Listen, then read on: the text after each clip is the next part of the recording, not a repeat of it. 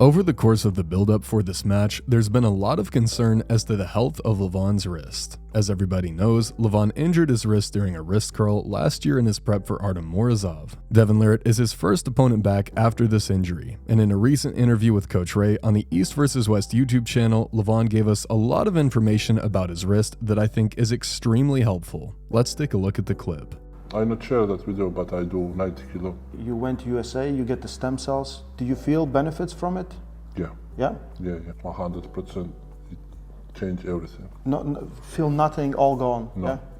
So I actually love this answer from Levan because it tells us multiple things that I think will all contribute to the best possible chances of this match being an all-out war. Firstly, Levan reveals that his wrist curl was at 90 kilograms during his prep. In case you guys don't remember, before the match last time, Levan ended up hitting 100 kilograms on the wrist curl. Now we did see Levan hit 80 kilos for a pretty difficult single when Ingen went to Levan's gym and filmed him lifting, but even then, there were already a lot of people saying that Levan had hit 90 kilograms off the camera at a different time. So now Levan is confirming that he did in fact hit a 90 kilo wrist curl, which is of course super good. But this does tell us that Levan is probably not at the level he was last time, specifically in the area of wrist flexion. Now since we didn't see a video of this lift, it's hard to know if he had more in the tank or not. But just based off of the numbers themselves, you would think that Levan's wrist is currently 10% weaker than he was the last time he faced Devin. And of course, with Levan being the on-paper favorite in this match in terms of absolute strength,